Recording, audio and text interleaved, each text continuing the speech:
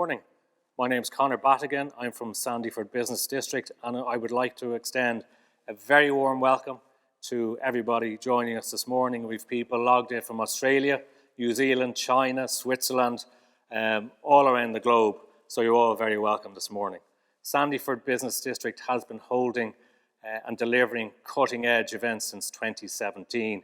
And Sandyford Business District is arguably the most forward-thinking districts on the island of Ireland. We have businesses who are ready and willing to recalibrate Ireland in preparation for business during the pandemic. Sandyford Business District has a multi-sectoral presence that spans technology, payments, virtual reality, health innovation, and so much more. Preparing businesses for a new normal is really important to us. Our pledge to our stakeholders is to do our best to support and facilitate your transition so you can keep your businesses open and your people employed. This Sandyford Business District Innovation Week is one of the largest innovation weeks on the island of Ireland. It is a 4-day event with 30 speakers and 8 panel discussions. This is our first session on our first day, and the theme is the future of towns and cities.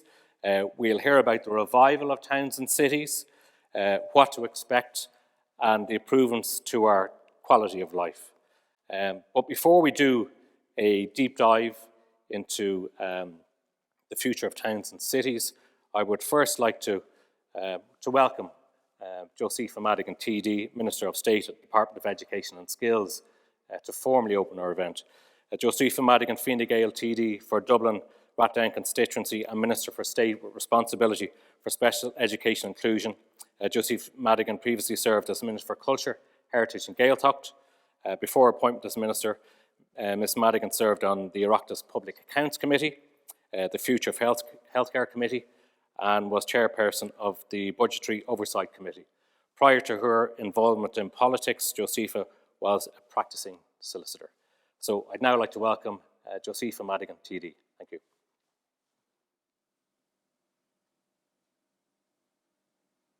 Accordia. Is mór an ordam a bheith anseo live margin. Oireachtas le gach ile duine atá páirteach sa códáil I mbliana.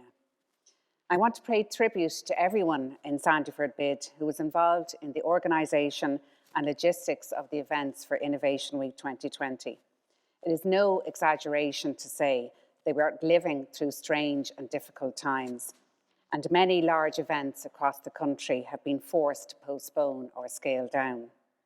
It is a tribute to everyone involved in Innovation Week that the programme is continuing in a safe and engaging way. And in particular, I want to thank Sheila Moore, the CEO, and Conor Battigan, the District Executive, and the whole board of the Sandyford Bid for their tireless effort and commitment. The bid continues to go from strength to strength, and your leadership is essential to that. I know it is hugely appreciated by all, and I include myself in that. I also want to pay tribute to Philomena Poole, CEO of Laoghaire-Rathdown County Council, who is here today, for the Council's support for this event as co-sponsor. Philomena and I know each other well from my days on the Council, and I know the passion and dedication she has for our local area. In recent years, Laoghaire-Rathdown has seen huge investment in community facilities such as parks, libraries, cycle lanes, public infrastructure and sporting facilities, to name a few areas. And Philomena's commitment has been essential to securing that. Most recently, the July stimulus package saw additional funding provided by central government to Laoghaire-Rathdown County Council for further local community investment. I look forward to many more years of close cooperation between government and Laoghaire-Rathdown to deliver on the needs of our area and its growing population. And I would also like to mention and to give thanks to the other speakers who will contribute today and during the week, including the Cathaoirleach of Laoghaire-Rathdown County Council, Councillor Una Power. Having such a breadth of contributors from across the country and business, academic and public sectors demonstrates the reach of the bid and its importance as part of our entrepreneurial ecosystem here in Laoghaire-Rathdown. The theme of Innovation Week 2020 is working together for a better future. And I think we can all agree that no phrase better sums up where we find ourselves as a society at the moment. This year, so far, has shown that everyone has a role to play in society. No one is exempt from their responsibility to one another.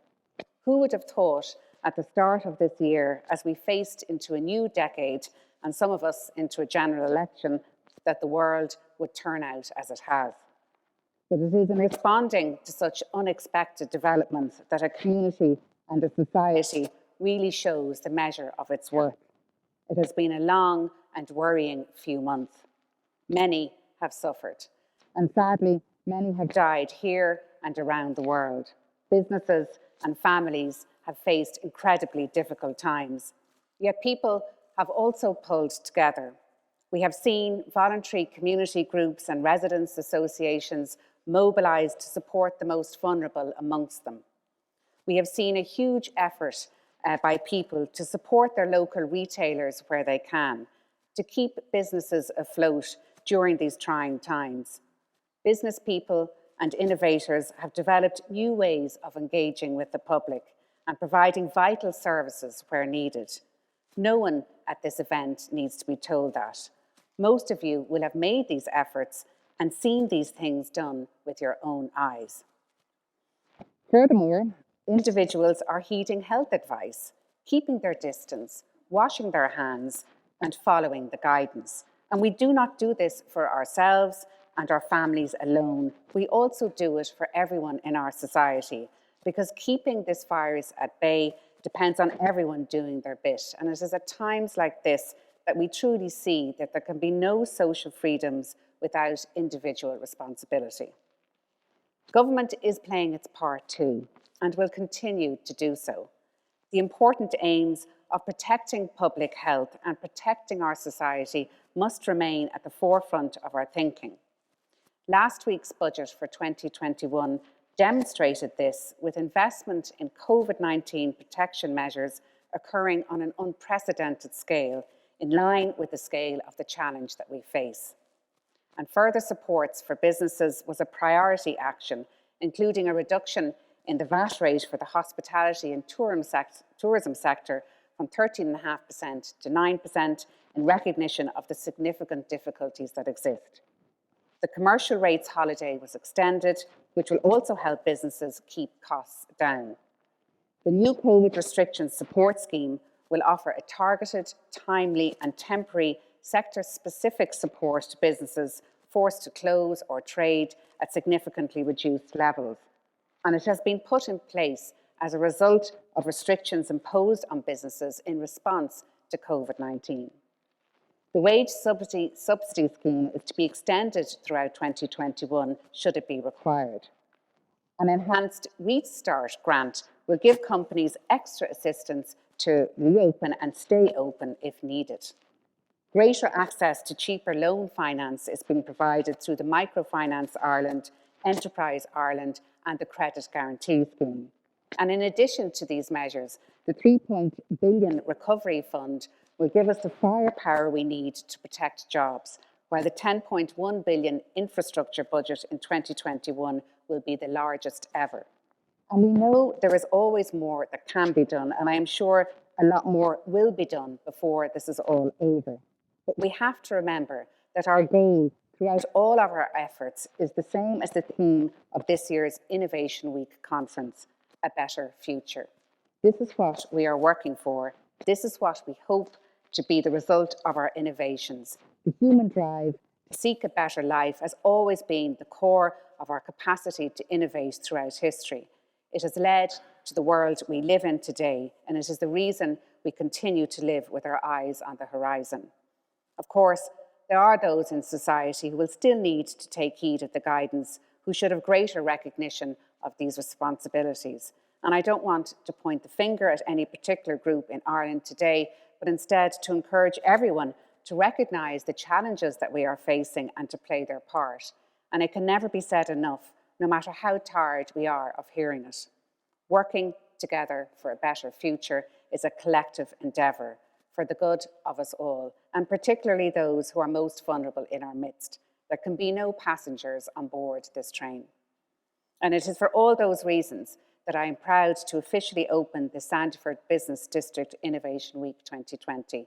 The events this week will showcase some of the greatest innovation leaders in the areas technology, mobility, work practices, retail and future trends, and will be streamed live on the Sandyford Business District Innovation Channel. And today, you will hear discussions on the future of towns and cities, as well as the world-leading innovation taking place in the district itself. Over the coming days, themes of innovation in health and energy, meta trends, omni-channel retail, and economic forecasting will be examined by expert panels, all with the aim of fostering and promoting a spirit of innovation. Indeed, what better place to launch this conference than here in the heart of University College Dublin. Although I confess to being a Trinity graduate, I did achieve a diploma in arbitration here after I qualified as a solicitor. And I've worked very closely with leaders and innovators in UCD over recent years, and I've seen firsthand the tremendous social and economic contribution it makes, not just locally, but also nationally and internationally. And it has always been our third level institutions that have trained and produced the thinkers, creators and innovators that have enriched our societies throughout the years. We are lucky to have such a hub of academic excellence and innovation right here on our doorsteps, and we should all be proud of the good work that is done here, as well as the opportunities it provides to so many. As an aside, I was delighted to work with my colleague, the Minister for Further and Higher Education, Simon Harris, to secure vital funding for UCD and all our third level institutions to support vulnerable students from marginalised social groups in accessing higher education. And with that, I want to declare the conference officially open, and I hope you enjoy the next 4 days. I'm sure it will be engaging and informative. And in the past few months, if they have taught us anything, it is that our future is truly unexpected, but that innovation always offers us an opportunity to overcome obstacles. I look forward to hearing about the ideas and the innovations that come from this conference. Gachrá Godráil agus Ganari live Galer, Bimish Derach agus Kermish Quiga Limishnak. Thank you very much.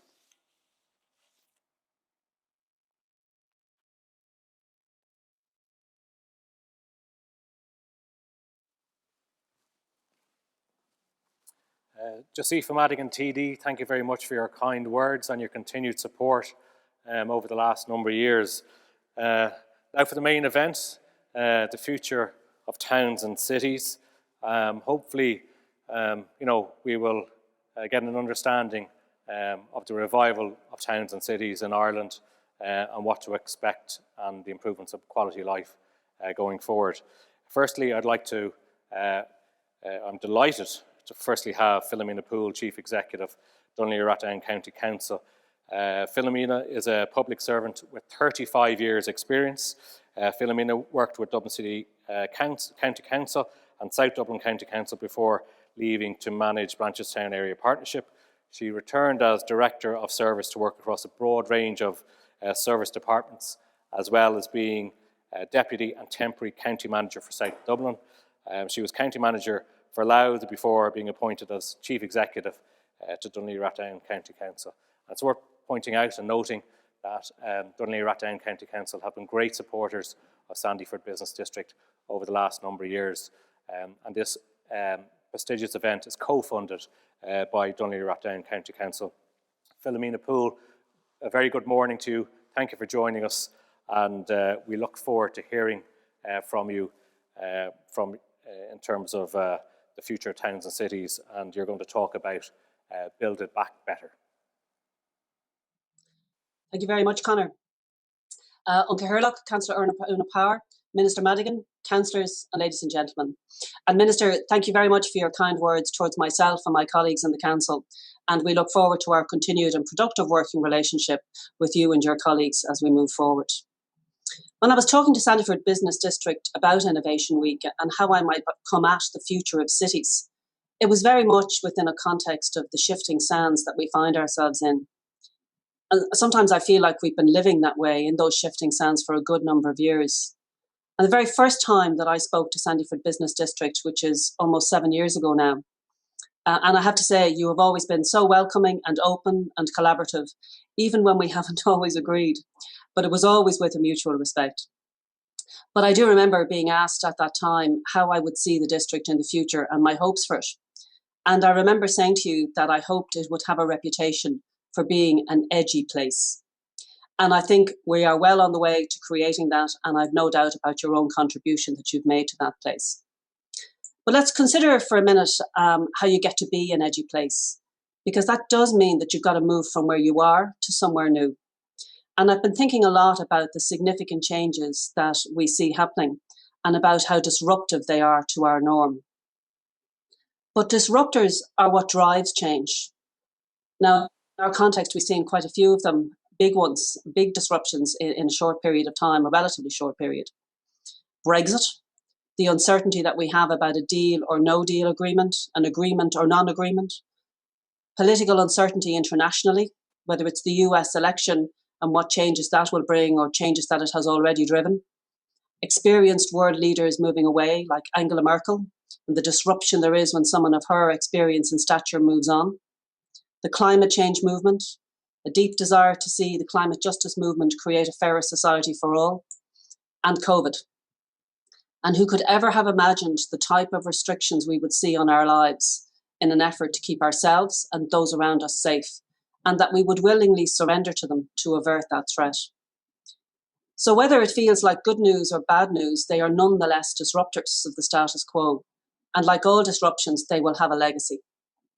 And our chance now is, given the major disruption we are in, is to create a legacy and build ourselves back better. Before I talk about that opportunity, I just want to reflect a little bit about the district of Sandyford itself and the physical landscape of what that looks like now and into the future, because it is such a stunning place to walk around, to drive through, and to get a real sense of movement and edgy innovation within itself.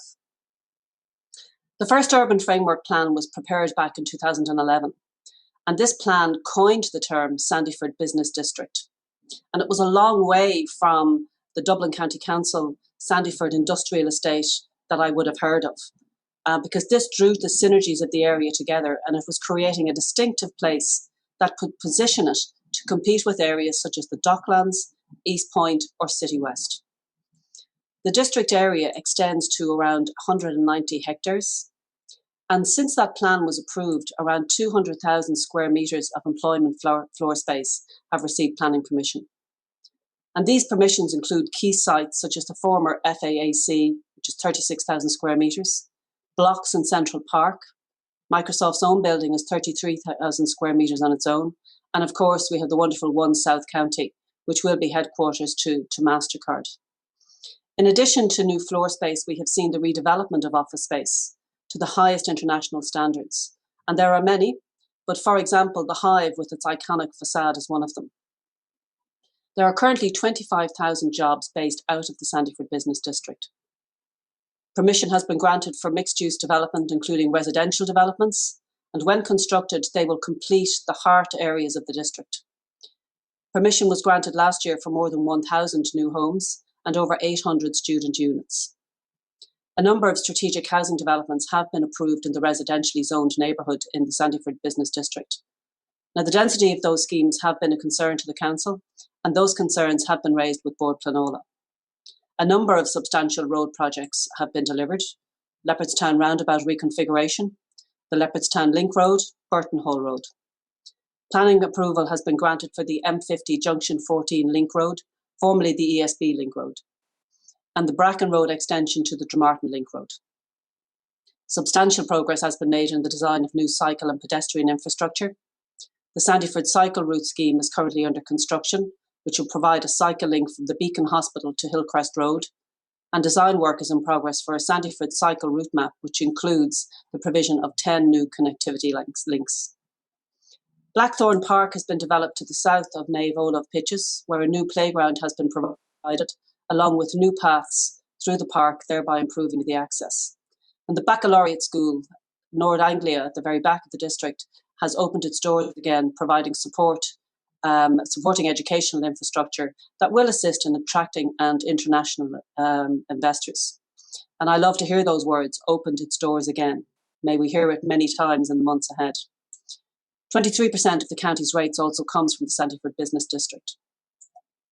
So having talked about the district, I want to come back to the perfect storm of three very significant disruptions and the level of change that we are seeing and how that's going to impact on all of our futures and the futures of cities and towns.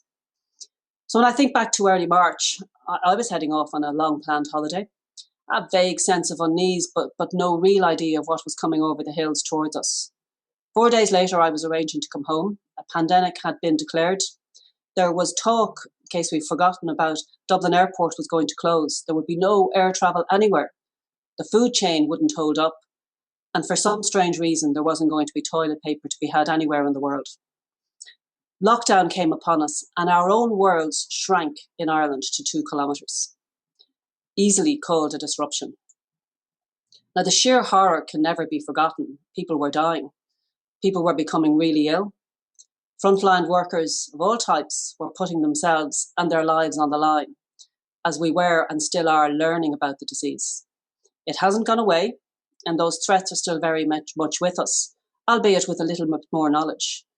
I know we are in a precarious position, and again, like every other citizen, I want to do my bit and urge everyone around me to do the same to avoid an even greater cost to our society.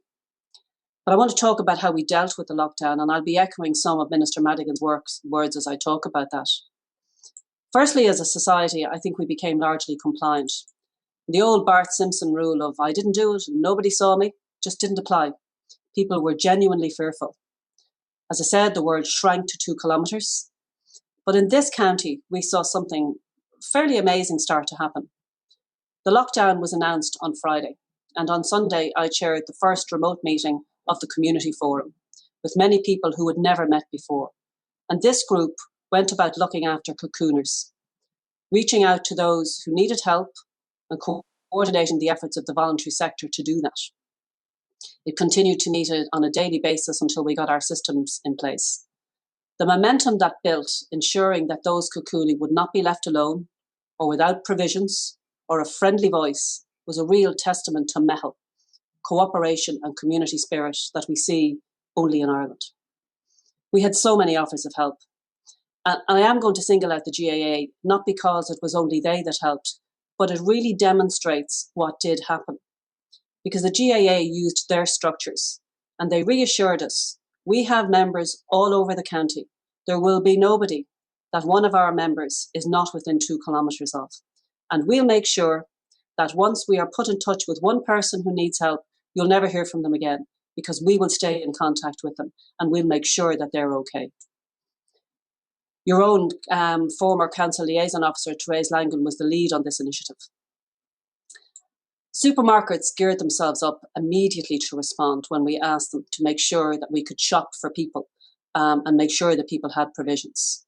They put in place special queues for volunteers who were shopping for others and arrangements to allow older people to pay with the volunteer shopper without the volunteer shopper ever taking control away from them.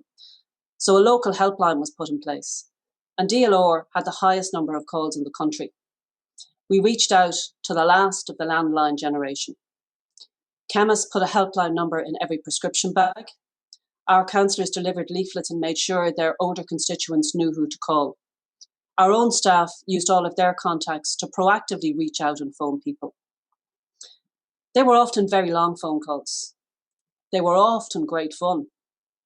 And they were always appreciated. There was the man who rang us because he couldn't get his Netflix to work and he wanted to see Tiger King that everybody was talking about. And the woman who said, I just need someone to walk the dog. The libraries did an amazing job. They provided book pack delivery service. So when somebody wanted a book, they got a long chat about what kind of things do you like to read? What have you read before? What kind of things do you think you'd like to see that we have in the library? And the book pack was made up and sent off. And that was done through the Scouts, the GAA, the Volunteer Bureau, and many other sports organisations and youth organisations across the country. When it arrived, it included a little bar of chocolate to lift your spirits, a bar of soap to remind you to wash your hands, and a teaspoon of seeds to reassure you that the winter would end. And a few weeks ago, I got this amazingly colourful photograph of mixed flowers, a photograph from a woman who said, "This is how my seeds turned out, so thank you." And post-vaccine, I want that to be the image that I remember of COVID. The other things that became so important, as the Minister said, was that which is around me. The local bakery, the local supermarket, all those other frontline workers who came in every day to make sure that we were looked after and had what we needed. And it gave a different meaning to local, and one that I think will be long remembered. My local bakery made sure I had fresh bread. I rediscovered potato cakes through them, and I even managed to get a birthday cake from them at a time when celebrations in dark days seemed very elusive. And I won't forget that bakery for a long time. And I think people will support local in a different way. They will make sure when I needed you, you were there. So now I'll be there forever. But it was also about facilities. And a friend of mine in this county said, "I feel so lucky. I have 3 stunning parks, all within walking distance. And if I walk 3 times a day, I'll have a different view and a different walk each time." The seating that's around the county meant that people could actually sit and enjoy a view. And we had amazing weather in that time. They could have a cup of coffee. I remember walking the pier and feeling like I was having a huge celebration when I stopped at the end and had an ice cream. As a business district, there is every possibility that the future will look quite different. The appreciation of local will be there and a desire to support it. And there may no longer be very big commutes. Working from home hasn't quite been the promised land that we might have all thought. And I know there was the considerable stress of homeschooling on parents. But even leaving that aside, there was the loss of colleague company, the casual nature of that interaction. All company was now planned. "I'll see you on a Teams call at 4 o'clock" became the kind of language we were used to. And there was a cost to that, as the fusion of ideas that can happen in a casual walk down the corridor wasn't available. But we did see that the commitment that was in the office from workers was there when people were at home. And we need to take the very best of what happened there and bring that into our legacy of the future, which will include remote working. So let's just ask ourselves a couple of questions of what that might look like. People want to work near home, but not necessarily at home. And does that change the nature of offices? Is it more about a co-working space than about large purpose-built offices? Is the day of the large purpose-built office for major staff requirements over? And will they have a very different kind of use and a different kind of fusion as we go forward? Are home offices a feature and part of a permanent solution? How do we generate contact that is other than on screen? How do we bring that mettle of the voluntary effort for the vulnerable to bear in a work environment when we can't actually see how our people are doing, and we can't therefore know if we need to have a conversation about how are things? Are there a whole new set of HR policies and practices that will have to be grown from a heretofore unthinkable situation? How do we take the very best of the remote working and combine it with the very best of what we had before to improve quality of life, productivity, and innovation? How do we take our walking and cycling routes and use them to promote interaction, people casually meeting on walking routes rather than corridors? Will the edginess of Sandyford be the very unexpected nature of who you might meet and collaborate with from a company you would not normally come into contact with? There were a large range of measures put in place to support business through COVID, and including the pandemic unemployment payment. But there was the Restart Grant and the rates waiver. The Restart Grant is still available. It was a very worrying time for the local authority sector, as without that rates waiver compensation, we would have been unable to deliver services to you. And without those services, you too would have had problems functioning.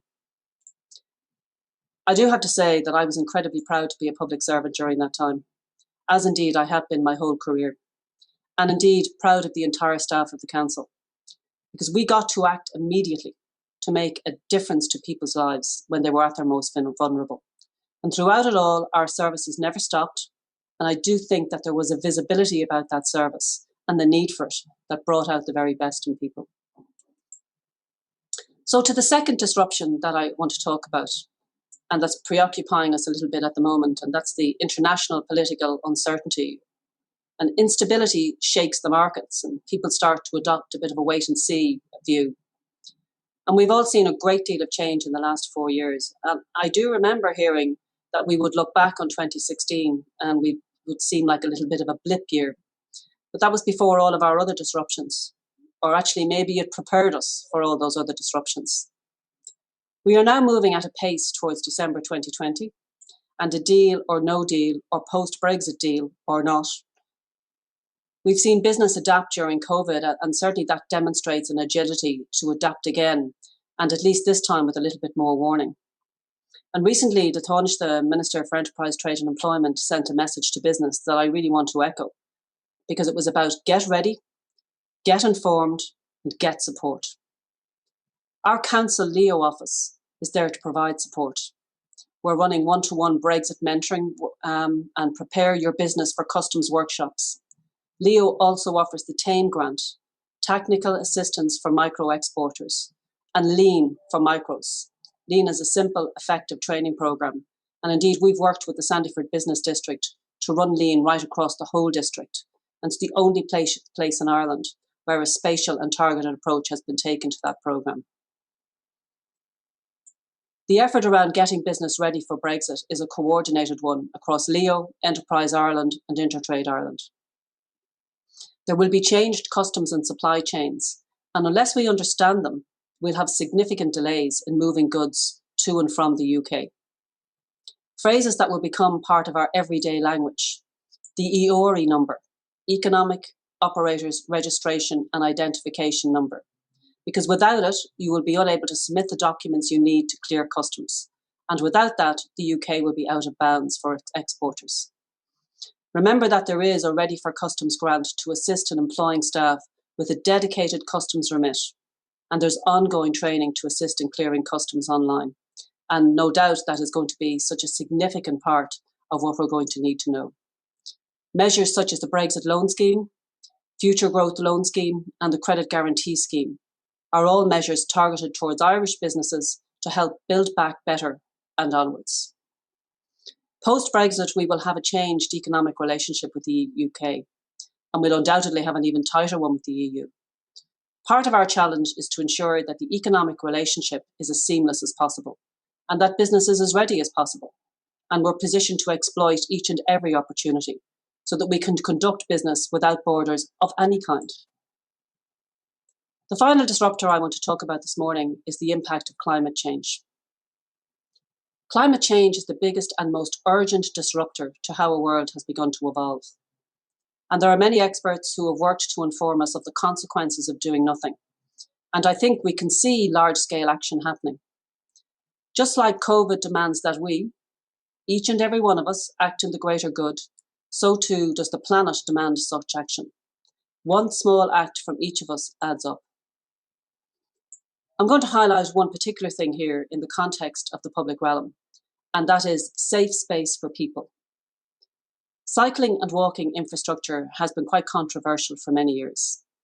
We have many traditional modes of transport, and while cycling and walking has been at the top of the government mobility policy for many years, it hasn't been embraced by everyone.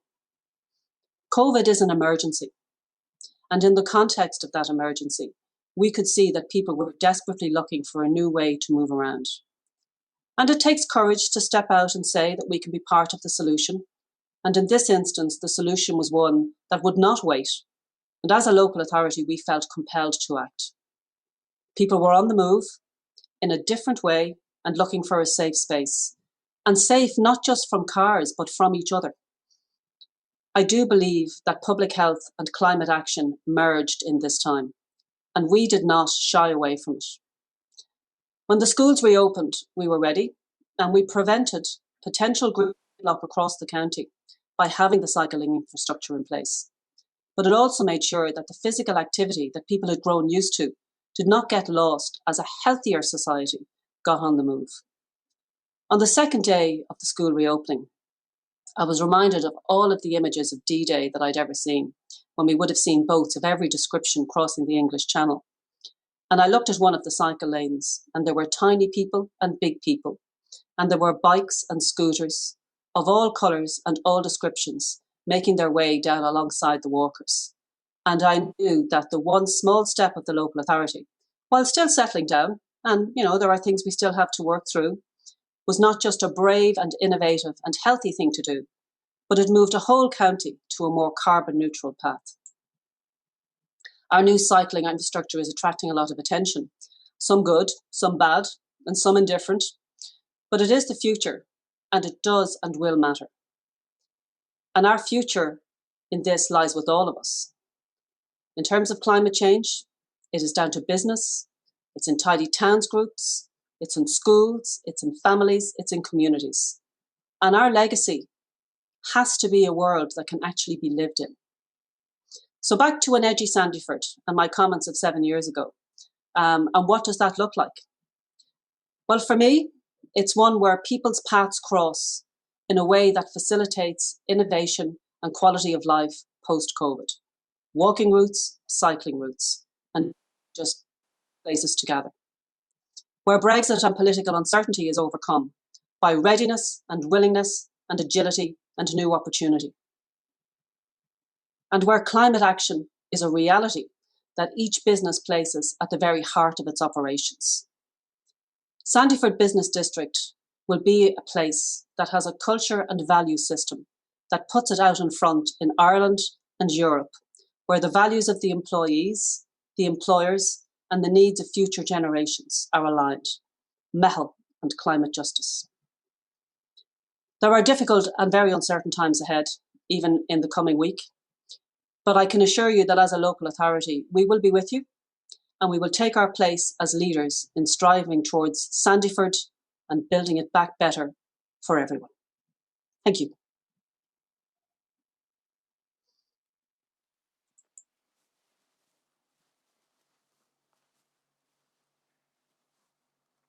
Philomena Poole, Chief Executive, Laoghaire-Rathdown County Council, thank you very much. One of the things I suppose I picked up upon, I live and breathe the borough. I was born in Dunleary. I've seen the changes myself over the last number of years, and I'd firstly like to congratulate the council on their proactive approach to community and business over the last number of years, and especially over the last number of difficult months.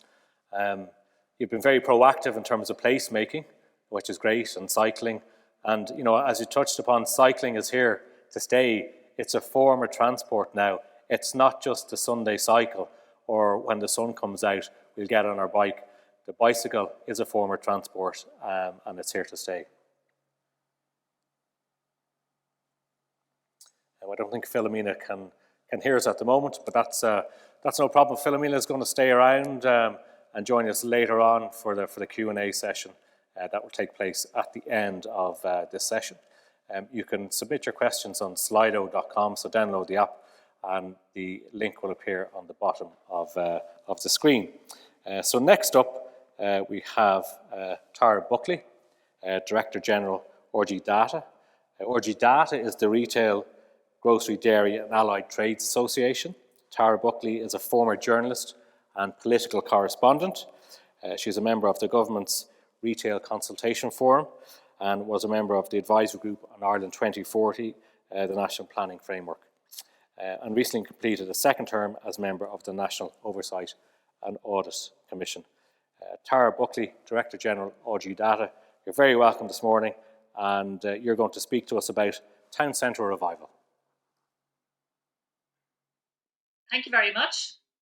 And thank you very much to everyone involved for having me speak to you today. I'm really delighted to be part of this Innovation Week. RG Data is nearly 80 years old and has been around for a long time representing independent grocers.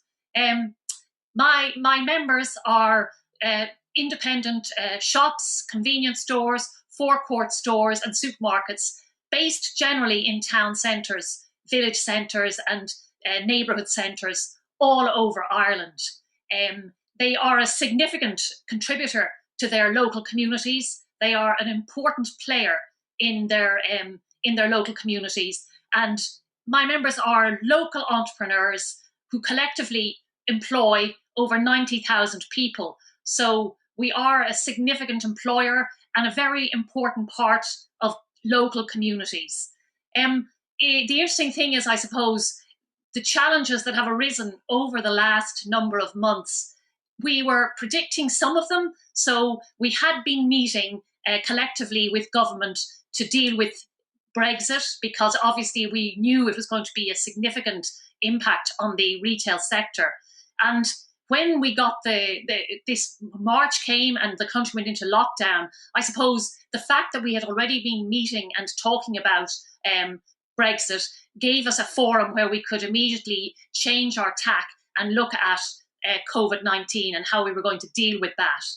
The very challenging thing for my members was that they were very much the essential retailers, and we had very little information really on when lockdown started.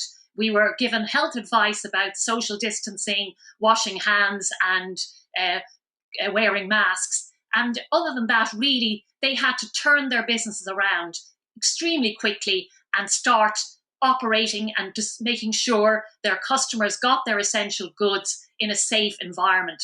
And I really had to take my hat off them, because, as Philomena said, the turnaround and the agility that they showed was amazing. And really, they had to become public health experts overnight. They had to make sure their staff were safe and their customers were safe.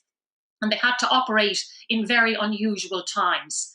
And I know there were challenges at the beginning. Philomena mentioned the empty toilet roll shelves. But to be honest with you, we were very quick to turn that around. I suppose shopkeepers were getting ready for the normal March type of sales patterns, and these changed completely overnight. So I think you actually could take your hat to all of them, because we managed to sort out all of those logistics issues and sort out our shops so that we could organise them in a very safe manner. Now, unfortunately, I can't see my slides, so I'm not sure what you're looking at now, but thank you. I wanted to introduce you to some of my members. So let me quickly show you here. These are the sort of people I represent. This is Peter Ward. He runs an artisan food shop in Nina, and he's a very good example of the sort of passionate food and artisan retailer that Oireachtas represents. He's now, his wife Mary is involved in the business, and his two daughters, and they are involved in market stalls, festivals, other areas where they sell home-produced Irish food. And he's a fantastic advocate for that. The other types of members I have, hugely engaged in their local communities, great people at giving back. So, for example, an awful lot of my members would be part of local community groups, local community services. Here's Kieran Cotter from Baltimore and West Cork, and he's one of the significant members of the Baltimore lifeboat crew down there. And we would have members all over the country who are involved in the lifeboat crews. This is another example of the type of people I represent. That's the late Paddy Nolan there, surrounded by his sons and his grandchildren, and they run Nolan's in Clontarf. And although the independent sector has developed and moved through the years from 13,500 shops to around 3,500 shops now, they've dealt with every type of thing that's come across their paths. And for a lot, they've joined symbol groups and buying groups, but some who have run unique businesses like Nolan's have managed to stay non-aligned and still trade under their family name. But the vast majority of the Oireachtas members now would trade under a symbol group name or their family name. So we have a great choice of symbol groups here, and they have helped my members stay and still retain a third of the market share, which is a pretty amazing thing in terms of the independent sector. Ireland's independent sector would be much stronger than the independent sectors in other countries. So this is the other type of member, and as we heard Philomena mention the GAA, an awful lot of my members would be engaged in volunteering. This is Annie Timothy. She's a director of Oireachtas. She runs a supermarket in Abbeytown in Roscommon with her husband Vincent, and Annie was the manager of the local girls under 12 team and very engaged in her local community. And that link between local shopkeepers and local community groups really came to the fore when COVID-19 arrived. And I think we were the first off the mark and organising that link up with those community groups, and particularly the GAA, to make sure our vulnerable and cocooning customers were getting their goods. The RG Data has long been involved in the whole planning process in town centre regeneration, primarily, I suppose, because we understood the importance of an independent, family-owned grocery store as the heart of the community. And this is backed up by international research. Professor Kevin Layden over in Galway has done research right around the world, and it shows that communities with a locally owned food store at their core are better connected, healthier, the popular communities to live in, the places where people work together as a community. The other thing, we had Jim Power, the economist, did some work for us on the contribution that our members make. And collectively, the independent local shop is a significant contributor to Ireland's economy. And also the fact that the money you spend in a locally owned shop means much more to your local community. So it's called the multiplier effect. And €100 spent in a locally owned shop generates about €250 in your local economy. We're much more significant employers than the large multiples, and we have many families can make their living and work throughout their working careers in the local independent supermarket. We're also fantastic supporters of our local communities, sponsorships, community groups, and getting involved with local projects and causes. So really having a local independent shop is a huge benefit to a local community or a town or a village. And obviously, from our perspective, having a vibrant town or village centre is so important for our members and for the other businesses that operate around them and for their customers. And from the outset, maybe 20, 25 years ago, RG Data got very involved in planning because we understood that we needed good planning policy to ensure that we had vibrant towns and villages. And at that stage, I suppose, the biggest challenge we felt we were facing was the arrival of the large multiple that wanted to build outside the town. So we campaigned for retail planning guidelines, which were introduced over 20 years ago.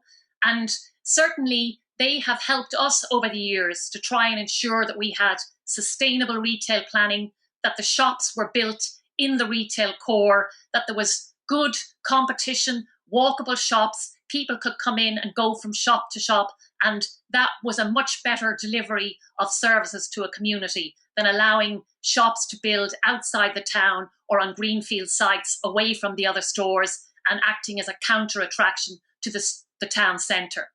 And I suppose, over the years, we've been very actively engaged in trying to ensure that new stores, new shops come into the town centres and build on the vacant sites in the town centre and operate in a competitive way with the other stores.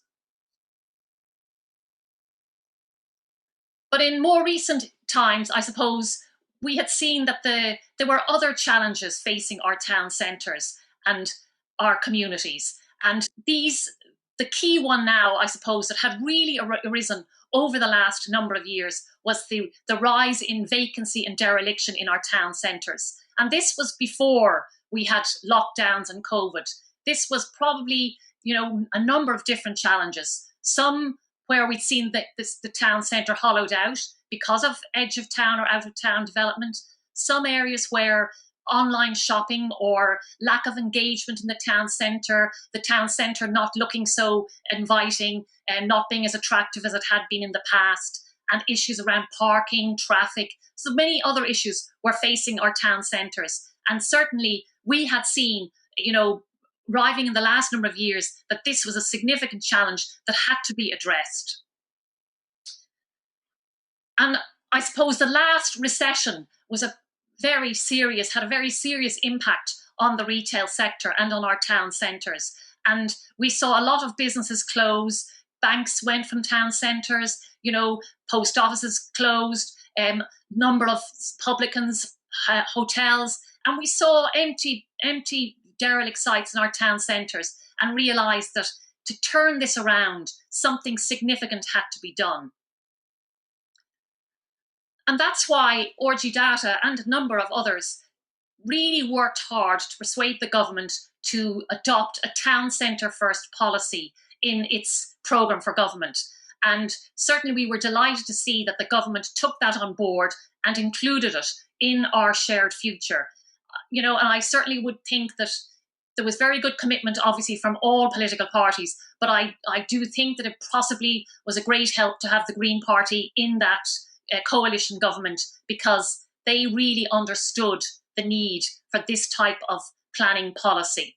So the town centre first policy really has to be applied across all the political activity. All the different departments have to commit to it, and all players in the marketplace have to commit to it. And really it means that all decisions and all investment decisions are based on a town centre first application. And there were other things have been in the programme for government that we would obviously welcome. There's more investment in the town and village renewal scheme. There's more investment in housing in town centres, investment in education, investment in healthcare, and investment in digital hubs. And really and truly, we need all of these to work together to try and transport and mobility. I think Philomena mentioned those as well. We need these all to work together so that we can ensure that we can regenerate and repurpose our town centres.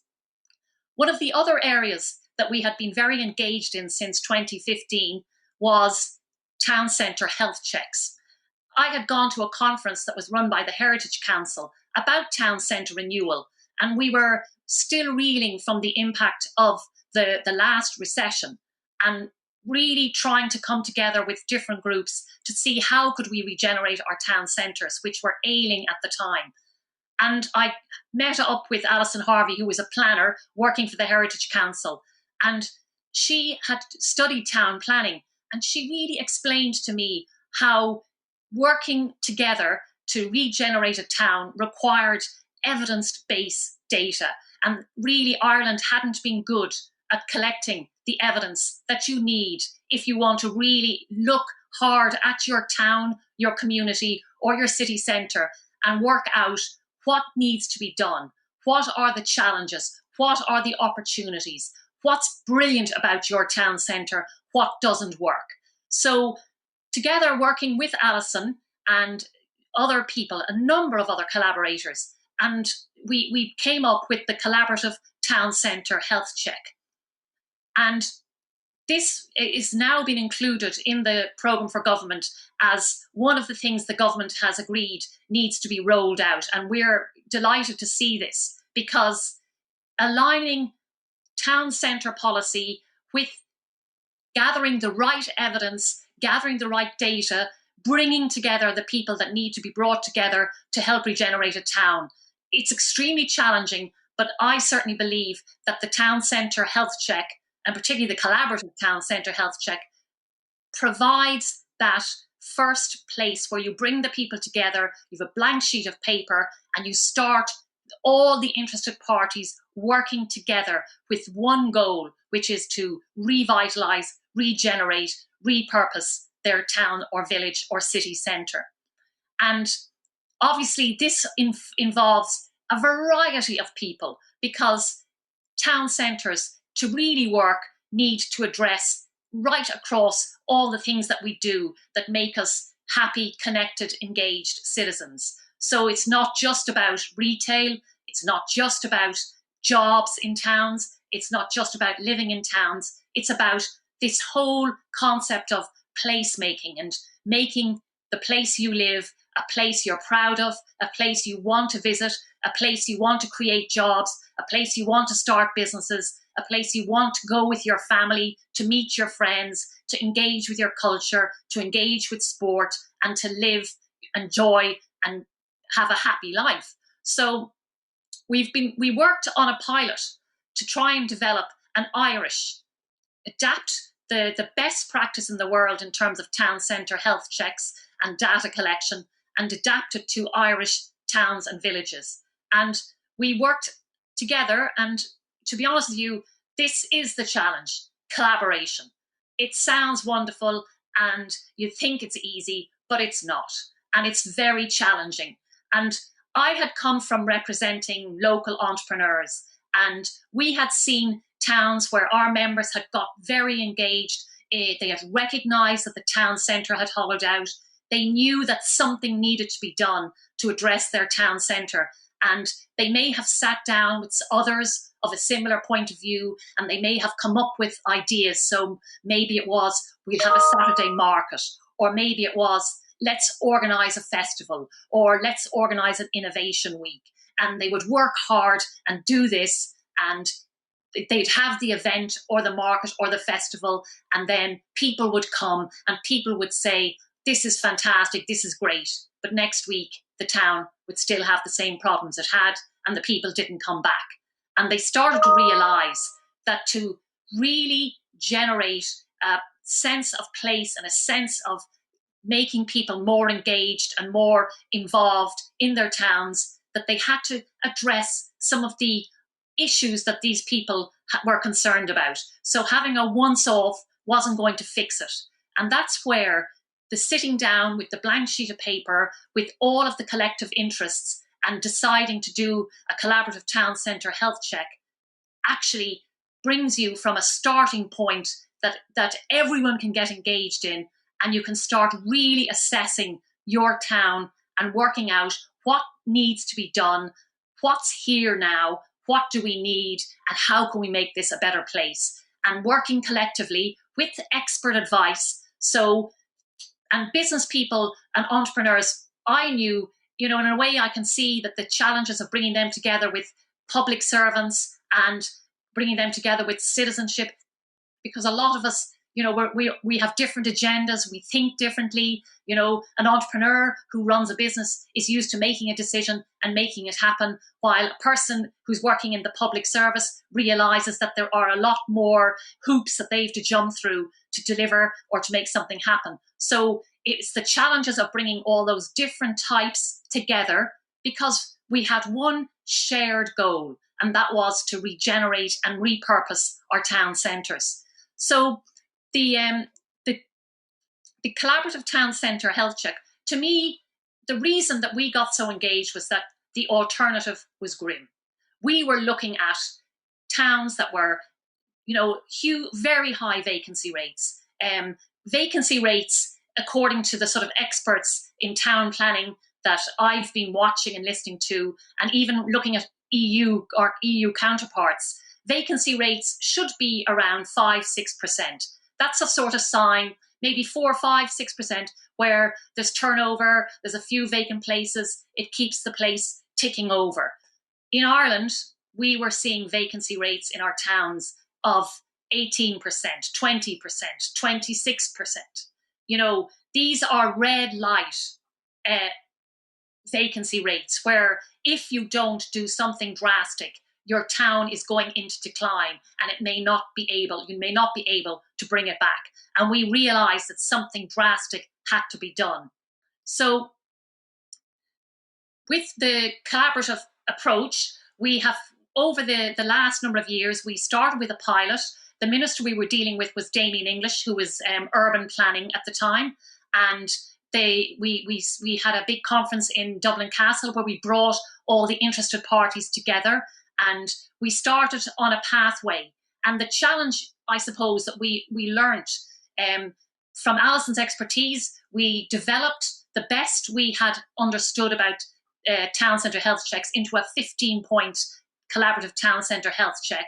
And we made sure we brought on board different collaborators and experts, so architects, planners, landscape architects, transport experts, all of these people. And instead of working in silos, which is sort of a thing we do in Ireland, and it's a challenge that we need to be brought back together and try and all work together. That is the key challenge. The other area that I suppose we noted was that for a lot of these aspects of regenerating town centres, you're not only dealing with, one government department, you're dealing with several government departments. And government departments have a way of operating within their budgets and, allocating their budgets. And it is challenging to bring them together and share the allocation of the budget and work together under one town centre first policy. That is a challenge, and it's something I certainly believe we have to grasp if we're going to be successful in regenerating our towns. So the programme started, and a number of towns, and probably one of the first towns to really come through the programme was Tralee. And the fantastic thing was that within a year of doing its collaborative town centre health check, Tralee won the most enterprising town in Ireland. And it as a key indicator that if you can bring people together and you can get them working together and you can collect the evidence and the data and start really looking at the town and understanding what the challenges are, and then using the investment wisely and putting it into shovel-ready projects that from the data you've collected will start to make a difference. So that was a fantastic start to this town centre health check programme. Some of the other things in the town centre health check that I think are fantastic for any town. We used to call them shopper surveys, but in fact we started to realise that this wasn't just about shopping. And even at that, even though I knew my members as independent food retailers were still going to be in the town centre, people were still going to come. We call it now bricks and clicks retailers. Our members have to have an online presence. They have to have delivery services. They have to have people have to be able to see them and see what they have.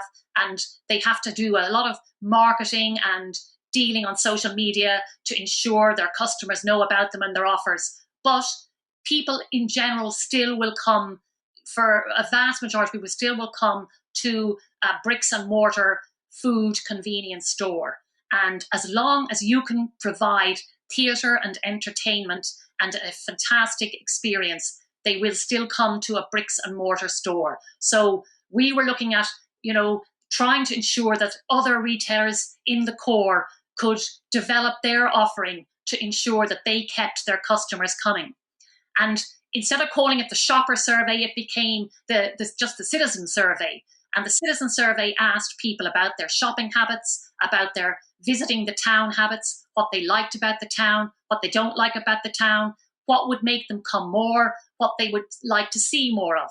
And some of the interesting things that come out of doing these type of surveys and talking to the people who are actually living, working, or visiting the town is that, you get the truth, you get the hard facts. If they don't like the traffic flow, if they don't like where they have to park, if they don't like the lack of pedestrian crossings, or if they don't like the tattiness, or if they think the pavements are cracked, or if they think that there aren't enough coffee places, or there's nowhere nice to have lunch, or there's nowhere to sit with your family, or there's nothing for your children to do.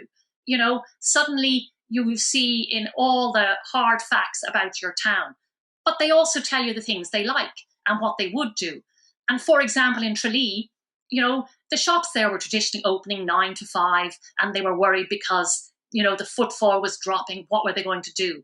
And when they did the surveys, the customer said, something, I would come into town with my friends on a Thursday or a Friday evening. And if I was in meeting them, I need more places I can go that are like coffee bars or smoothie bars that are open. And also, if there were shops around them that I would like to go with my friends and have some experience. So I might go to a vintage clothes shop, or I might go to somewhere with unusual things, so that I would go and it would be part of my night out with my friends. So the shops started to realise that, sometimes they'd have to rethink the opening times. Maybe they didn't need to open on Monday morning, and maybe they needed to open on Thursday and Friday evening. It also was about the types of businesses in the town and what the town needs.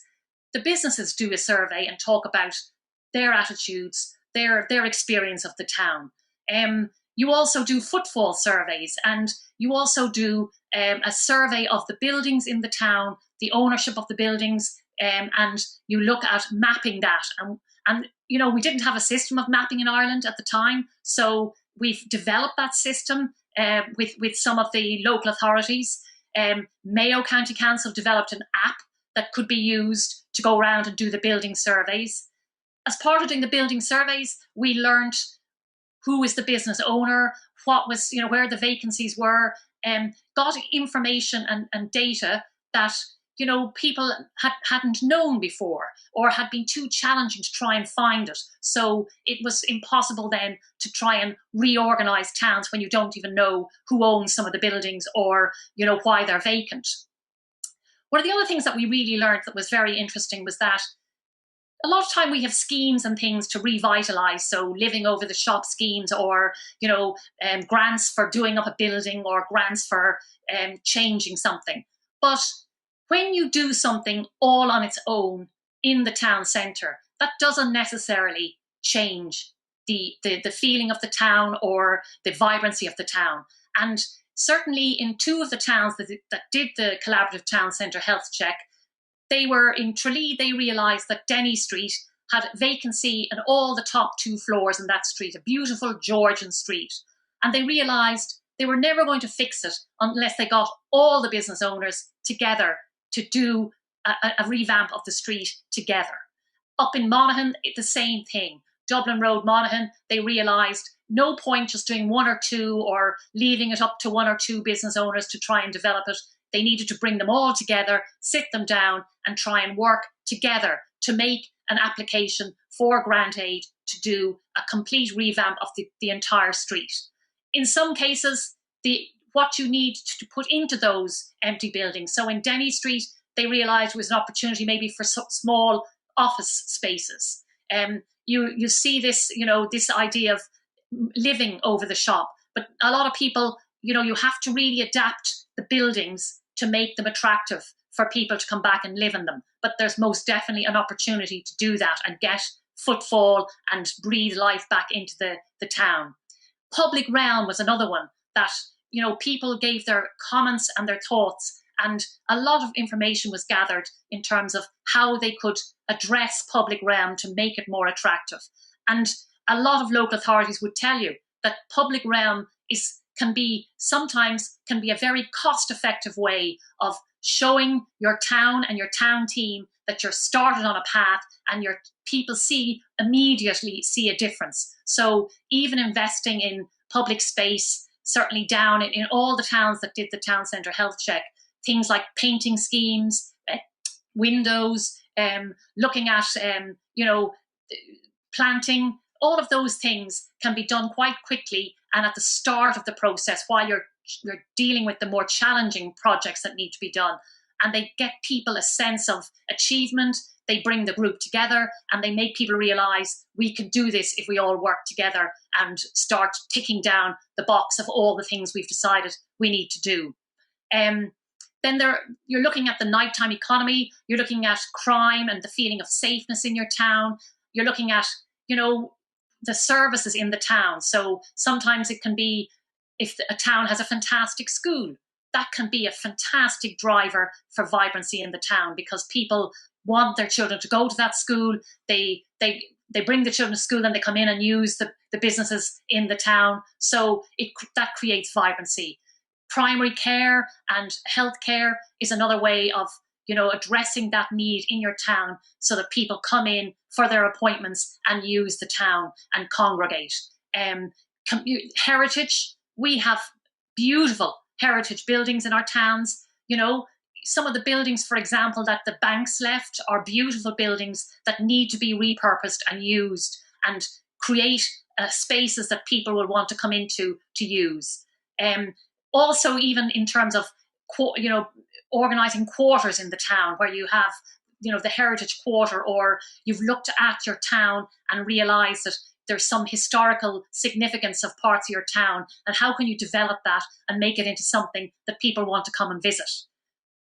So the great thing about the Collaborative Town Centre Health Check is that it brings all of these elements together and it sets out the data, the evidence, all of those different surveys that have been done between the businesses and the others, and you've suddenly got a very good picture of where your town is today and where your town could be if you did certain things to try and address the concerns and issues that were raised.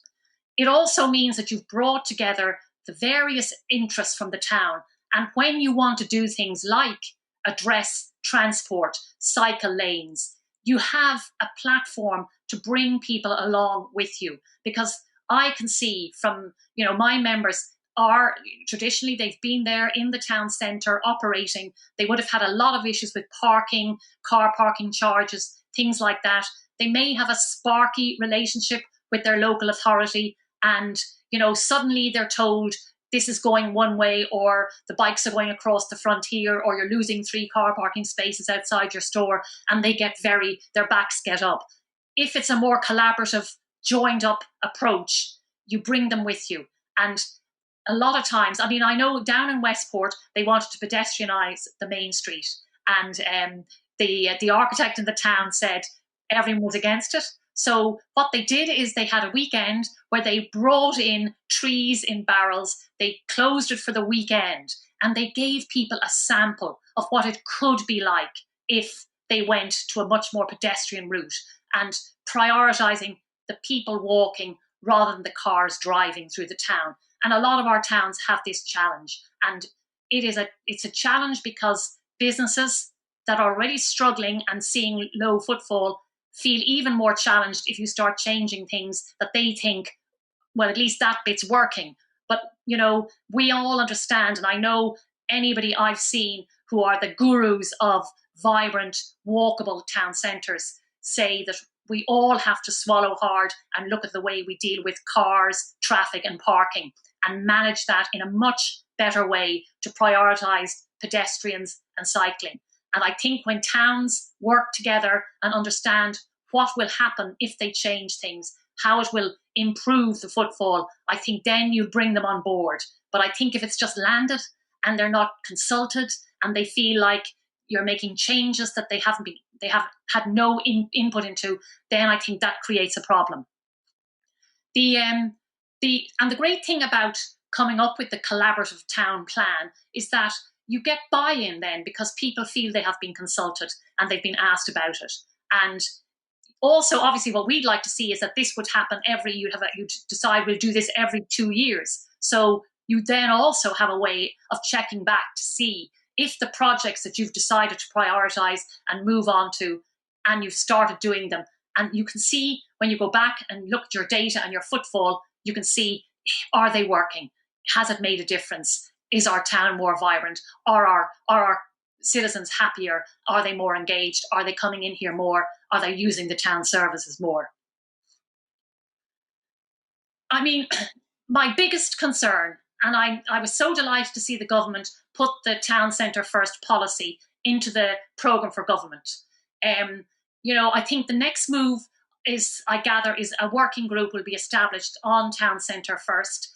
And I know that at the moment, I think the heads of all the various different government departments are already starting to come together to see how they're going to roll this out. My biggest concern is that, we had our biggest budget ever announced the week before last. And the reality is we're still announcing grants and funding in silos. And that's would be one of my biggest concerns, because it's clear that if you don't do it in a joined up way, you can end up wasting money. Once off projects, okay, let's go here, let's revamp this beautiful heritage, castle. But if you do that on its own and you don't revitalise the town and you don't address those sort of day-to-day niggles that are stopping people coming in, creating jobs there, coming in to meet their friends, coming in to shop there, coming in to engage there, well then it's not going to work. So you have to make sure that there's an overview and that town centre first policy is thought of before you start spending money on individual scattergun type approach to projects. So that would be my concern. It is fantastic to see the amount that the government has ring-fenced for the type of projects that will make a significant difference to our town centres. But the cautionary word is, from watching this for the last 15 years, is that you really need that evidence-based and that joined-up thinking to make sure that you don't just spend a lot of money and you end up disappointed in the outcome at the end of it all. So, certainly there has been a way of doing business in Ireland where local authorities follow the money, and it's your town's turn to get a grant this year, and it's your town's. We really need to see towns doing a health check, coming up with a plan, and then it being an evidence-based. Well, this town has a shovel-ready project. We know that this is what's required to deliver on this outcome, and this is where we're going to put the money. The other area that I think is very interesting here, that was a real highlight of the collaborative town centre health checks, was that one of the people that we got involved with was the higher education, the third level students. So it's not cheap doing surveys and doing footfall counting and building surveys, but we tapped in through the collaborative town centre health check. The Heritage Council tapped into the third level institutions. So the people, it was fantastic. UCD, Queen's University Belfast, Tralee Institute of Technology, Sligo IT, all of the different third level institutions got involved as part of their students' programme. And they got involved in working with the town team on the collaborative town centre health check. And it depended on the third level institution, but there were architect students, there were marketing students, there were business students, there were town planning students, and the engagement was fantastic because you had a young set of eyes coming in and looking at most of them were people who lived in that town or were living in the town because they were students there. And it was the feedback from those young people going in and saying, I never looked at the streetscape before. I never thought about the public realm before. And the ideas that they came up with were fantastic. And some of those ideas would absolutely change the way we'd live in towns. And they were looking at the night, thinking themselves that, well, I only ever come in because I go to, a smoothie bar and I meet my friends, or I go to do a little bit of shopping here, but I never go there. And they thought about the links in the town, what would make them go from place to place. They thought about open air and places where they would come and do things with their friends if certain things were on and if the facilities were there. And really good ideas. Like, we all know in Ireland, we were lucky at the start of the pandemic that the weather was so good, but now we have to congregate outside. Some of the ideas that these students came up with in terms of public realm space and making it more usable, types of overhanging umbrella style seating, and really good ideas around how you could make our town centres much more usable and make them more attractive to come into, and also make them usable in all weathers. So, they really did put their thinking hats on and come back. You can also use active retirement groups to do some of this work in the town. And once again, you're getting another perspective and engaging others. The tidy towns people are usually very engaged in this because they are people who are very engaged in their towns and making them attractive and working. And they really understand the nuts and bolts of what the town needs to do because they're the ones who have been picking up the litter and sorting out the issues around making the town attractive all over the years. So it's been very, very interesting to have worked on this project, and certainly it made me realise that if we want to regenerate our cities, our towns, it's about that collaboration, bringing people together, starting with that blank sheet of paper, doing a collaborative town centre health check, going through the 15-point plan and working together to address the issues that can make the difference. So I want to just quickly give you a couple of some examples, because they just show you that there's a huge interest in doing this, and there are fantastic entrepreneurs out there. And I just know the ones who are independent shopkeepers. But this is a member of mine in Croom in County Limerick, and they've set up Croom Enterprise Association because they understood you needed a body to work to try and focus all its attention on the town. It's a bit like the bid system, but this is a slightly different way of doing it. And this is Padraig Brodigan. He's going to invest in his shop, which is right in the centre of Croom. But he is very concerned about the vacancy and dereliction around him. And he so wants to try and encourage more people to come back in and operate in that town. There's a very busy pharmacy, that's a very busy Spar store, and he thinks there are opportunities in Croom. The Business Association has worked on primary care and other areas, and Croom is a fantastic place to live for somebody now, and what it needs is some more entrepreneurs to come in and work with them to try and revitalise those empty spaces in the town centre. And that's like hairdressers, cafes, quirky shops, all of that type of thing, which makes your town unique and individual and a place that people want to go. Another member of mine, who many of you probably will have heard of because they were the first, the Ludgate Hub in Skibbereen. And there on the picture you can see John Field, and he is the owner of Field SuperValu in Skibbereen and a fantastic advocate for his town centre. And he recognised that, a lot of my members would say, nobody's going to do this, we've got to do it for ourselves. And he got together with leading business people who he knew came because of his shop. He knew they came to Skibbereen. He knew they had either lived or had holiday homes in the area. And he got them to work together to develop the Ludgate Hub. And you've seen the government has put money in the budget because they recognise that this is an important aspect of revitalising town centres, having a place where people can come and work. So, there are fantastic local independent shopkeeper entrepreneurs out there who want to get engaged in revitalising their town centres. They live in the towns, their families live in the towns, they are very invested in their towns.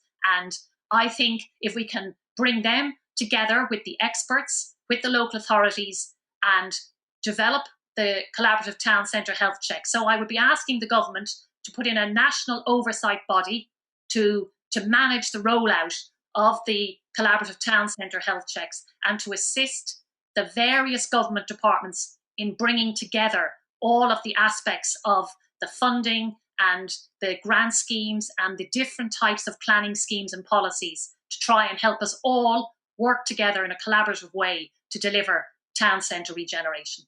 Thank you very much. Tara Buckley, Director General, RG Data. Thank you very much. Tara, I think every county, town and city got a mention there. So that was, I'm sure they're all delighted. I suppose, Tara, one thing that jumps out is like the independent store and the SME, they really are the backbone of the Irish economy. But they're not only the backbone of the Irish economy, they are, I suppose, a location where someone can come in, do their shopping, someone will know your name. They'll ask a few words, they'll engage, and that's very important. So it's not just, I suppose, economy, but it's also community as well, and that's really important at this point in time. No, you're absolutely right. And to be honest with you, I suppose COVID-19 has hopefully made local people value that local community resource that is the independent food shop. And, the owners are on the floor. They have been dealing with this issue. They've been greeting the customers, reassuring the customers, reassuring the staff. It's been a really challenging time, but the one thing is I really believe it has once again highlighted the absolute value of having a local independent retailer in your town rather than just having sort of multiples and clone town. Having unique independent businesses and shops gives your town just the edge. Yeah, I completely agree. I think in Sandyford Business District, I think we have the blend right. We've multinationals, SMEs, independent stores. So it's still functioning, as a community, which is great to see. Look, we're a resilient bunch. We've proven that time and time and time again over the years. Every cloud has a silver lining. That's not taking away how serious the pandemic is. But we'll see many, many new entrepreneurs. I've even seen myself, retail units or commercial units that have been vacant for many months and many years, people are now taking a punt. They're going, look, I've possibly lost my job or see an opportunity, and they're backing themselves, and it's those risk takers that make a difference. Absolutely. And to be honest with you, the biggest risk taker will be the person who is so invested in that community. So, and you can see that when you're looking at the impact of COVID-19, or you look at the impact of the last recession. It was the local businesses, the local hoteliers, the local publicans, the local shopkeepers. They want to get their businesses back up and running. They are so invested in their local community. They, as you said yourself, they know their customers, they know the value of their business to the town, and they are also sharing in using the facilities of the town, and it's absolutely, they want them to be the best that they can be. So it's a great way of having the right type of people at the table, trying to really work together to try and regenerate and repurpose. Tara Buckley, Director General RG Data, thank you very much for joining us. You're going to hang around for a while. We'll do our Q&A at the end of this session. Just a reminder to everybody that you can submit your questions on slido.com and use Innovation Week as the code. Next up, we have Cynthia Nikitin. I'm very excited and honoured to have Cynthia join us this morning. Cynthia is a resilient places strategist in New York. Cynthia has led numerous large-scale, multi-sectorial place-based community projects and over 100 place-making training workshops and seminars around the world during her 28 years with Project for Public Spaces. Cynthia's technical expertise stretches from the development of downtown master plans and transit facility and station area enhancement projects to the creation of corridor-wide transportation and land use strategies, to the development of creative placemaking initiatives, the coalescing of government buildings, libraries and cultural institutions into civic centres, using placemaking to create safer and healthier cities and upgrade informal settlements in the developing world. So I'm delighted this morning to welcome Cynthia Nikitin. Hello, I'm Cynthia Nikitin, and I have worked for the past 30 years to create great public spaces in cities and towns around the world in collaboration with the people who live there. Utilizing a process called placemaking, which was developed by Project for Public Spaces, with whom I worked for 28 years, I've helped cities and rural communities redesign their downtowns, their waterfronts, public transport facilities, parks, plazas, libraries, and main streets in ways that enhance sociability and connectivity, make them more safe and active, and that transform them into places to go to, not just pass through. Placemaking is essentially a multifaceted approach to the planning, design, and management of public spaces. Put simply, it involves looking at, listening to, and asking questions of the people who use or live by or work near a particular space in order to discover their needs and aspirations. This information is then used to create a common vision for that place that addresses the challenges and identifies opportunities for improvement. The vision can evolve quickly into an implementation strategy, beginning with small-scale, doable changes that can generate immediate impacts and benefits to public spaces and the people who use them. What I've come to realize over the years is that great cities really are defined by their public spaces. There's Regent's Park in London, Central Park in New York, the Sydney waterfront, Campus Marshes in Detroit, and the River Lee in Cork, where this placemaking work has taken me most recently through my collaboration with Wessel Badenhorst and Urban Mode. As small cities across the world struggle with the immediate effects of the COVID-19 pandemic, they're beginning to look for long-term recovery strategies. That is, to build economies and cultures that will be able to weather the changes ahead. Black Rock Village, with all the work they've been doing to pedestrianize and activate their town center, is a perfect example of this.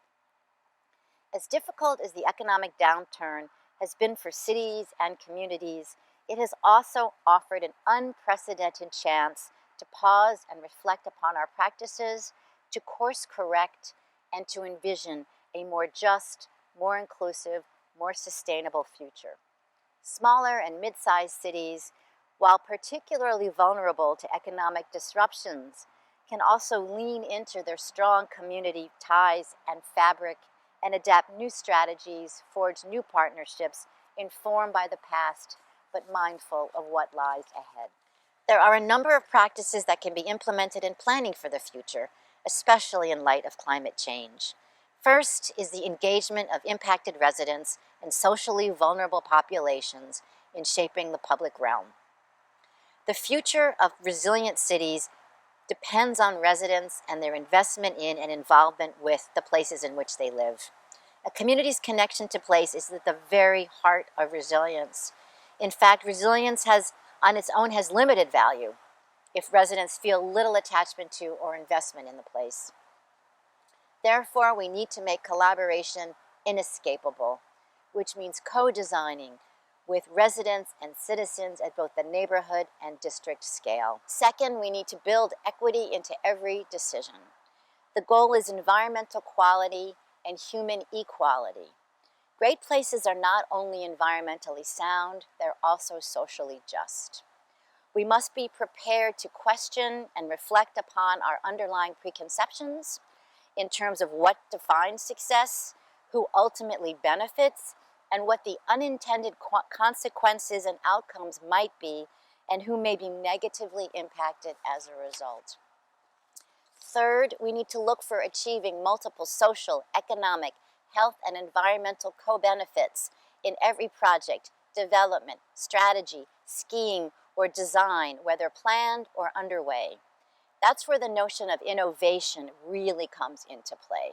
Thinking laterally, thinking outside the box, and most definitely outside of professional silos is the best way to achieve a wide range of goals, and often for the same level of investment.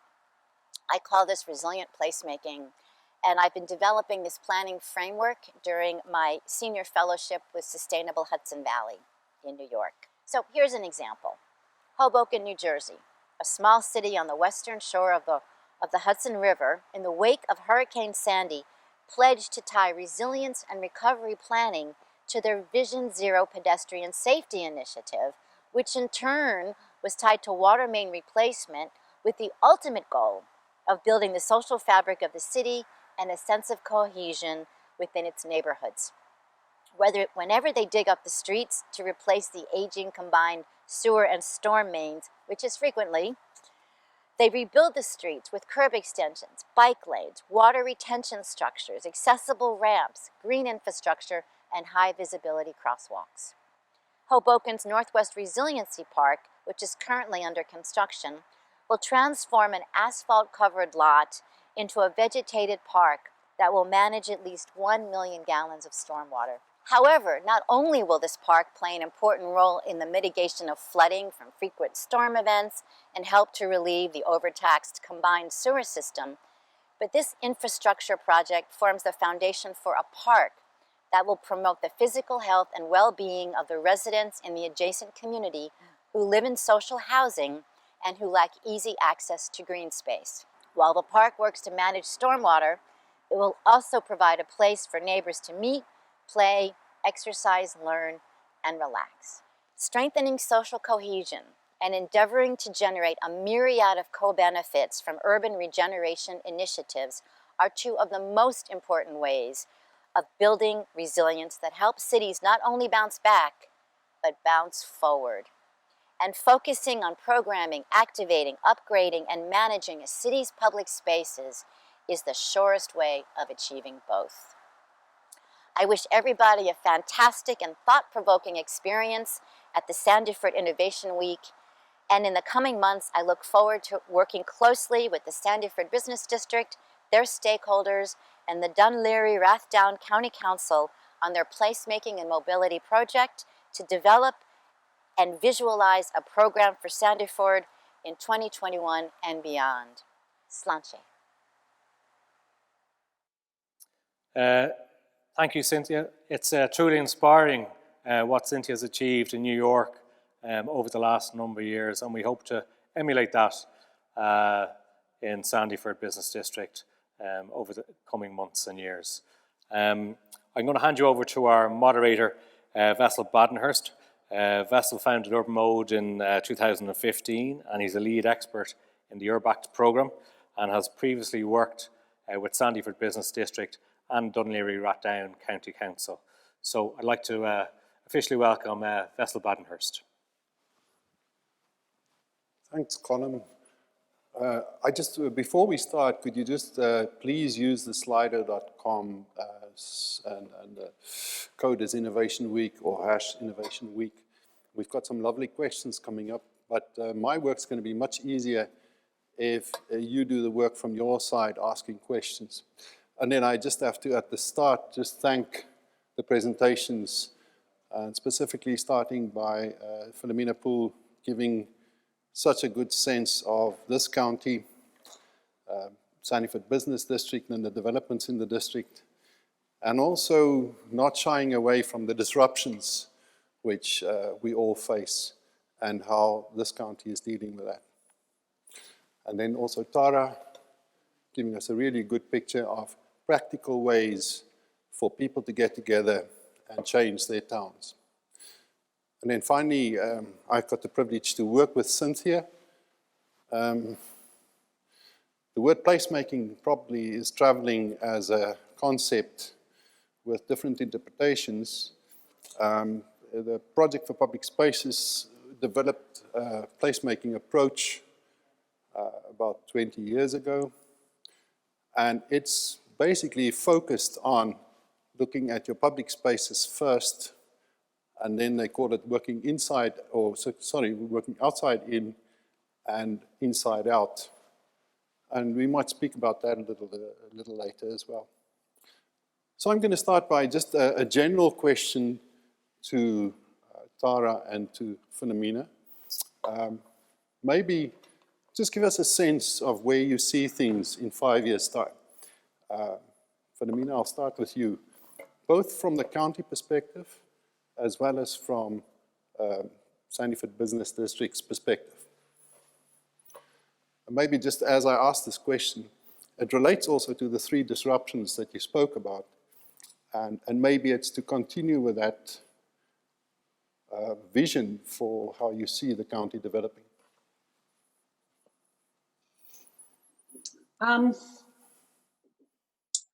Well, taking the county as a whole, when we look back to the last recession, the level of planning permissions granted in DLR didn't really reduce all that much. So we were the first county to recover in that time. So there is going to be an enormous amount of build out, and we can already see the ones that are happening right across the county. Sandyford is one of those, but Cherrywood is another where we'd see an additional 8,000 to 10,000 units as we make our way up towards Shangana. And you can see Clay Farm, all of the areas that are developing. So our population is going to grow. And that's the first thing that will change within the next 5 years. Alongside that, I think people have had a wonderful sense of what it's like to be able to do a full day's work, full on, and still walk your children to school. And I think there's going to be more of a demand for that type of working. But I think there's a loneliness attached, and I do think that co-working space is going to become a very significant part of that. I hope the ferry terminal that I'm looking out at now is going to be part of that. But I think there's also magnificent buildings in Sandyford, and their uses might change a little bit. And I think the population, Tara talked a bit about people's sense of local. And I do believe that there will be a really strong sense that I've got to support local, because local will support me. And that's going to bring about a different movement as well. I hope that there's going to be a great deal of collaboration between people who work in the same sectors, and that we can play quite a significant role in that, in bringing people together. A bit the way this is happening here today, that you bring people together from different sectors who get to hear thoughts and the way that things are done in different places. I was wondering, really, when I saw the lineup of speakers, I thought TEDx would have found its way here very easily and very nicely. The public realm in Dún Laoghaire-Rathdown is far and above that which you would see in many other counties. Counties that we've travelled through, all of us, that we've travelled through again, and just have that general sense of well-being about them. And so I do think that this will be a county of well-being because of the facilities that we have and because the level of business that we have. We have appointed last year a towns officer who works as part of our Leo, Ursula O'Connor. And Ursula works with towns and villages right across the county. We've also done a village audit, which sets out what are the kind of things you need in a village.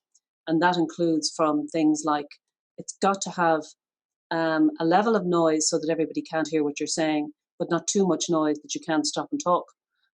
It's got to have places to sit. It's got to have interesting things to do.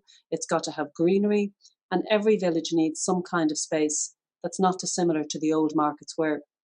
And they're the kind of things that I think where they don't exist at the moment in the county. And we have a very high public realm. We are attempting to bring every village to the same level. So I think local will be important. I think public realm is and will remain a really important area, and the way in which people want to work is going to alter. That's very well put. Thank you very much, Philomena. Tara, do you want to give your 5-year vision of town centres, following on from Philomena? Well, can I just say that thank you to Philomena, because I am one of the residents of this constituency, or this Dún Laoghaire-Rathdown, and they have certainly, Monkstown is my local village, and during lockdown, we were very, very lucky around here. The public realm space, the places we had, it was within 2K, I could just about get down to the end of the pier. I really did feel that I was walking with my young son, and it was wonderful to be able to get out and about in a safe way and have lovely walks that we can do locally. And as you said already, there are very nice parks in the area, and there are obviously the seafront is a huge advantage here. Certainly in 5 years' time, I absolutely agree. We just have to do it. We will be a greener society, and we will be a more sustainable society. And also, I certainly really believe that given what's happened over the last 6 months and over the last number of years, we have opportunities to build on that type of community engagement that we've seen come to the fore over the last 6 months, and really build on that to engage more of our citizens and work together to make these local villages. And the reality is, everywhere in Ireland is you feel like you live in a local village or local community, where whether it's your town or your local village in a Dublin community. So I think the work that's being done on the villages around this Dún Laoghaire-Rathdown, you can absolutely see it, and it's so beneficial for the people who live here.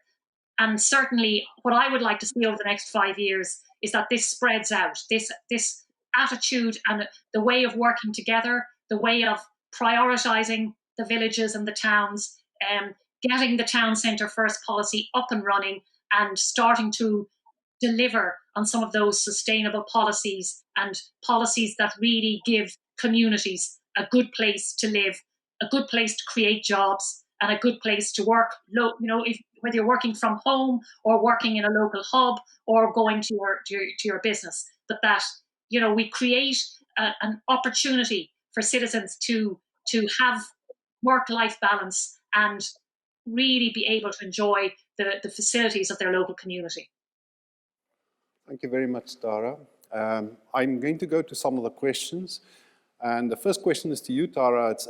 There's a lot of comments saying very impressed with the Collaborative Town Centre health check as facilitated by RG Data. And the question is, what about how long this engagement runs for, and to what extent would it affect a mid-sized business? how much time has to be spent on research from that business's side? Maybe the basic question is, how long is this engagement process actually taking place? To date, I think about 17 collaborative town centre health checks have been completed. And in general, they've been taking from start date to completion, they can take up to a year. And that would involve quite a bit of commitment. Say there'd be business owners, there'd be members of the local authority, there'd be members from expert groups. You might be liaising with the local third level institution. So it is a process that requires, a fair bit of engagement. Now, the more that are done, we think the more streamlined the process will become, because towns and villages and streetscapes in Ireland are similar. A lot of our towns were built around the same time, built around the same sort of patterns. So we think that the more towns that engage in this, the more we learn. And that's, I suppose, why we'd like to see a national oversight body. In Scotland, they have a town centre first policy, and they have a town centre management body. And that brings the data together so that sometimes then you won't have to start from scratch or the blank page. Or when you're looking at the different projects, you will have seen the experience of towns or villages similar to yours and how they worked or what they had to tweak. So, I think the first time you do this, it could take up to a year. But then I think it delivers to you a really fantastic picture of your town and where you are and where you need to go. And it would be much quicker to do once you're going into it, to repeat the actual check. And also, obviously, you'd have started along the line of doing the projects. The challenge is to keep the enthusiasm going and to try and ensure that the projects that there's agreement on get started, get moved on, and get progressed, because that's the way to keep everyone enthusiastic. Thank you, Tara. And one could probably say that the COVID pandemic has created some impetus, and again, Laoghaire-Rathdown being the example of probably making use of an opportunity that the pandemic presented itself. To the extent now where the reach is international. I just have to put a plug in here. Chris Boardman, who's the Olympic cyclist in the UK, made a program on the changes to cities with cycling and new pathways for pedestrians, and used Paris and London as his two main examples. And his third example was Blackrock Village in Laoghaire-Rathdown. And that tells you how, when that momentum starts going, it also with social media spreads and the spotlight comes back on us, which means pressure on Philomena, but she's never been a person that worried about that. And I think the most important thing here is that momentum. To a certain extent, a lot of pre-work have been done before the pandemic, which now can kick in. And Philomena made the mention of the villages and the collaboration already with the Urban Village program in Laoghaire-Rathdown. What we're going to really appreciate is that same collaboration in the Sandyford Business District. So the bid company has decided for its plebiscite to really focus on placemaking, on the type of collaboration that you've just spoken about, and having a willing partner with Laoghaire-Rathdown County Council to really come with a 5-year plan for how Sandyford can become a sense of place and a place where both the employees and the residents have an attachment to the place, as well as it attracting much more footfall, because once you've got the sense of place, it becomes a magnifier, amplifier. So it seems that there's no argument to be made, and as you pointed out, Tara, it's now government policy. So how we deal with that, how we make that work, that's our challenge. I'm going to go for a last question here. There's a good question here about, should this be done by the salaried people? in each town, or should it be led by volunteers? In other words, how do you champion the town, the urban village, the business district? Who wants to go with that question? I will. And I'll go with it, and I'm going to use Blackrock as a really good example. I don't think it should be led by either side. I think it should be a partnership. But as a local authority, we will never shy away from taking a leadership role. But the remarkable thing about Blackrock was there was a very strong business network there anyway.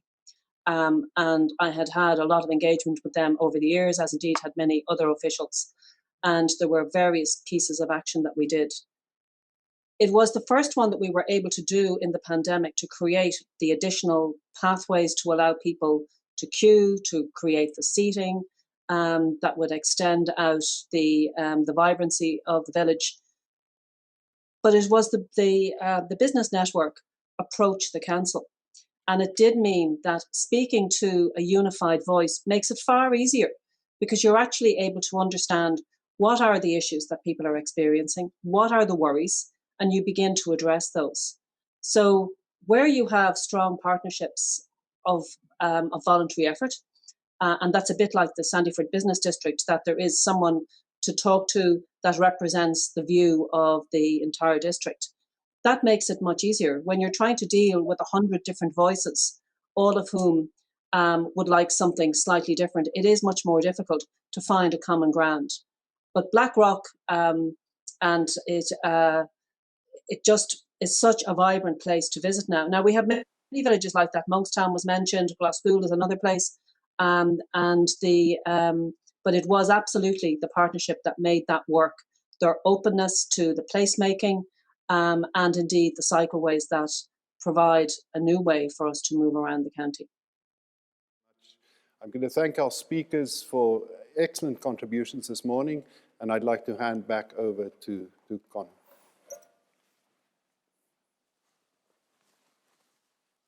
Thank you very much, Vessel, for moderating. Again, thank you to all our speakers for the contribution. Philomena Poole, Chief Executive, Laoghaire-Rathdown County Council. Thank you for your continued support and obviously co-funding this event this week. I'd also like to thank Tara Buckley, Director General RG Data, and Cynthia Nikitin as well for her contribution this morning.